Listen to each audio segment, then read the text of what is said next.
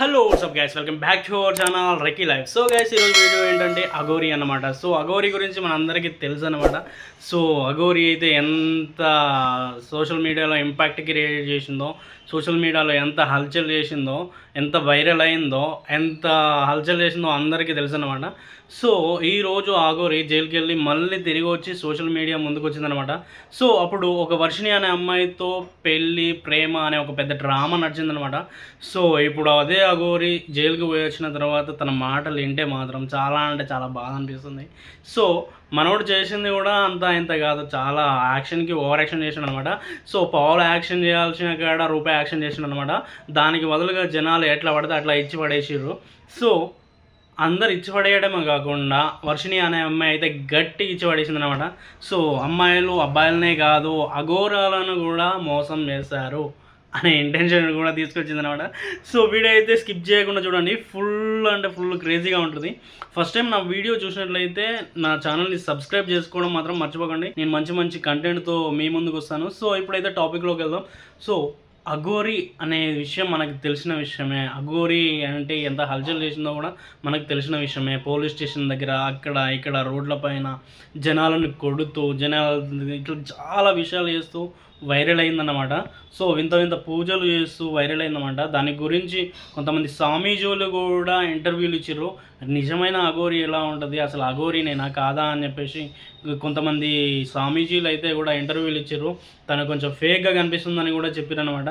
So కొంతమంది transgenders అంటే వీడు ట్రాన్స్జెండర్ తర్వాత అఘోరీగా మారిండు, డబ్బుల కోసం ఇదంతా చేస్తున్నాడు, ఫేమస్ అవ్వడానికి ఇదంతా చేస్తున్నాడు అని చెప్పేసి మనం అయితే చాలా చాలా న్యూస్లు అయితే చూసినాం. ఈరోజు అదే అఘోరీ కొన్ని ఇన్సిడెంట్స్ల వల్ల పోలీస్ స్టేషన్కి వెళ్ళి తిరిగి మళ్ళీ బయటకు వచ్చి సోషల్ మీడియాలో మళ్ళీ ఇంటర్వ్యూలు ఇస్తుందన్నమాట. సో అదే అఘోరీ అప్పుడున్నంత జోష్, అప్పుడున్నంత మాటగాడితనం కావచ్చు, అప్పుడున్నంత ఫైర్ కావచ్చు, కానీ ఇప్పుడైతే అఘోరీలో కనిపించట్లేదు. ఎందుకు అని అంటే సొసైటీ ట్రీట్ చేసిన విధానం అని కొంతమంది, అంటే సొసైటీ కాదు వర్షిని ట్రీట్ చేసిన విధానం అని కొంతమంది అంటున్నారు అనమాట. సో అమ్మాయిలు అబ్బాయిలనే కాదు అఘోరీలను కూడా మోసం చేస్తారని చెప్పేసి ఈ వీడియో చూసిన తర్వాత నాకు అర్థమైంది. సో మోసం అంటే చాలా అంతా ఇంత లవ్ చేసి వదిలేయడం అలాంటిది కాదు. సో పెళ్ళి చేసుకొని మరీ వదిలేయడం అనమాట. సో ఇదైతే నాకు చాలా అంటే చాలా క్రేజీగా అనిపిస్తుంది. అప్పుడు అఘోరీ చేసే హల్చల్ ఎట్లా అనిపించింది అంటే, ఈవెన్ నాకు ఎట్లా అనిపించింది అంటే, సో సొసైటీలో ఒక మచ్చ తీసుకొచ్చే విధంగా అయితే నాకు అనిపించింది. అఘోరాలకు ఒక పెద్ద మచ్చ తీసుకొచ్చే విధంగా అయితే నాకు అనిపించింది. సో అప్పుడు అంత హల్చల్ చేసిన అఘోరీ జైలుకి పోయి వచ్చిన తర్వాత ఇలా సైలెంట్గా, అంత ఫైర్ లేకుండా, అంత ఇంటెన్షన్ లేకుండా సైలెంట్గా అయితే ఇంటర్వ్యూలు ఇస్తుంది. దాని వెనుక ఏంటంటే బాధ అనేది ఒకటి ఉన్నదని మాత్రం అర్థమవుతుంది.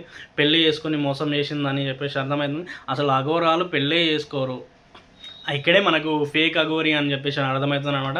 సో ఇంకో ఇంటెన్షన్ ఏంటంటే చట్టం ఎవరికి చుట్టం కాదు. చట్టం అఘోరాలకైనా మనుషులకైనా ఉన్నోడికైనా లేనివాడికైనా అందరికీ ఒకే రకంగా ఉంటుంది. సొసైటీకి హాని జరగదు అని అనిపించేంత వరకు నీ కథలు అన్నీ జరుగుతాయి. ఎప్పుడైతే సొసైటీలో బ్యాడ్ జరుగుతుంది, సొసైటీకి కొంచెం థ్రెట్ ఉంది, సొసైటీలో కొంచెం అలజడులు అల్లరి ఇలాంటివి జరుగుతున్నాయి అని ఎప్పుడైతే అనిపిస్తుందో చట్టం వాళ్ళని చేతుల్లోకి తీసుకుంటుంది అనమాట. సో ఇప్పుడు ఇదైతే నాకైతే కరెక్ట్ అనిపించింది. సో పోలీస్ స్టేషన్ పోకముందు అఘోరీ, పోలీస్ స్టేషన్ పోయిన తర్వాత అఘోరీ అని చెప్పేసి నేను 2 వర్షన్స్గా డివైడ్ చేయవచ్చు అనమాట. సో వర్షిని తర్వాత పెళ్ళైన అఘోరీ, వర్షిని పెళ్ళి చేసుకొని వదిలేసిన తర్వాత అఘోరీ అని చెప్పేసి 2 వర్షన్స్గా డివైడ్ చేయవచ్చు అనమాట. సో మీరేమనుకుంటున్నారు ఒకసారి కామెంట్ అయితే ఖచ్చితంగా చేయండి.